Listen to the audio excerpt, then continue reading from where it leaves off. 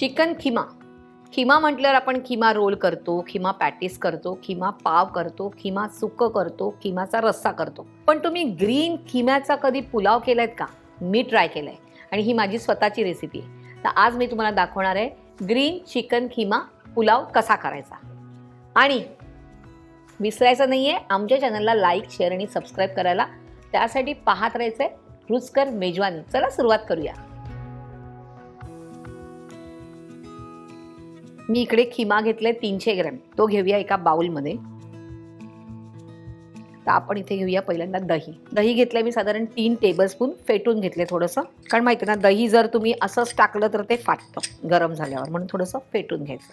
थोडीशी पुदिन्याची पानच घ्यायची, नुसती अशीच टाकायची, थोडी वरून डेकोरेशनला. त्यानंतर कोथिंबीर.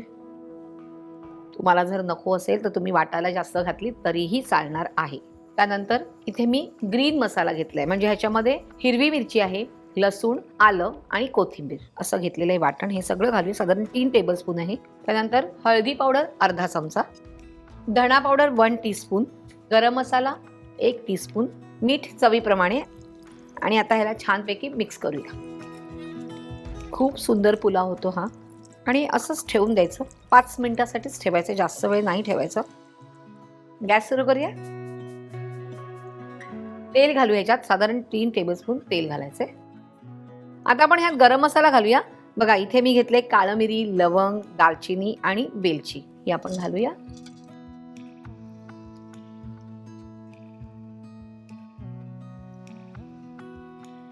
आणि ह्याला मिक्स करूया थोडंसं.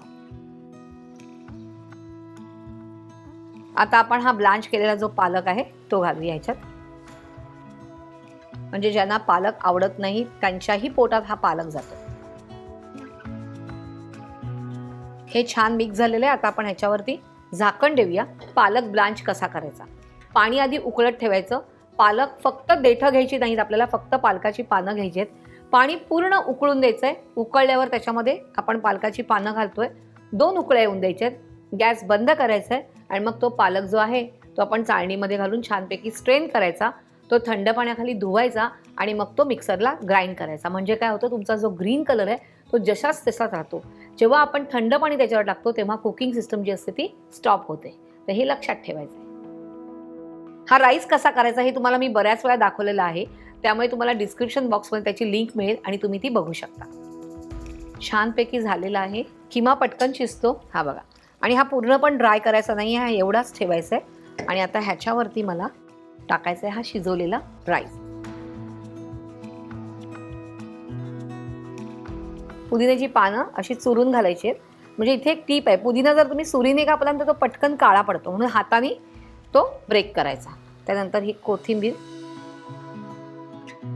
आणि इथे मी तळलेला कांदा घेतलेला आहे, बरिस्ता जरा त्याला म्हणतात, तो टाकते पुलावावर. आता हे झाकण द्यायचंय आणि थोडीशी वाफ येऊन द्यायची आणि मगच ह्याला आपण मिक्स करायचं आहे. छान अशी वाफ आलेली आहे बघा, इकडे दिसते. आता मी बघते झालंय का. येस, मस्त स्टीम आलेली आहे. गॅस बंद करूया. पुलाव आहे तर आपल्याला ते बिर्याणीसारखा सेटअप नाही ठेवायचा, आपल्याला पूर्ण मिक्स करून घ्यायचं आहे. असा बघा छान असा ग्रीन दिसतोय पुलाव. मध्ये मध्ये पांढरा ठेवायचा आहे, मध्ये मध्ये ग्रीन ठेवायचं आहे, की तो असा छान दिसला पाहिजे. सो पदार्थ असा झाला पाहिजे ना की रेसिपी बघितल्याबरोबर टेम्पटिंग होऊन आपल्याला अशी खायची एकदम अशी इच्छा झाली पाहिजे. मस्त असा एरोमा इकडे येतोय ह्याच्या पालकाचा, नंतर त्याच्या पुदिनाच्या पानांचा असा छान येतो. आता आपण हा काढून घेऊया. खूप असं टेम्पटिंग झालेलं आहे. आणि ह्याच्यावर छान असं मस्त साजूक तूप, थोडंसं तुम्ही बटर पण टाकू शकतात, पण साजूक तूप केव्हाही छान लागतं. गरमागरम चिकन खिमा पुलाव तयार आहे. माझी सोय झालेली आहे, माझे बाकीचे सगळे खुणवतात त्यांची पण सोय झालेली आहे. पण तुम्ही हा करायचं आहे, मला कमेंट्समध्ये कळवायचं आहे. आणि अशा छान छान रेसिपीसाठी काय करायचं आहे, बरोबर रुचकर मेजवानीला सबस्क्राईब करायचं आहे आणि पाहत राहायचं आहे रुचकर मेजवानी.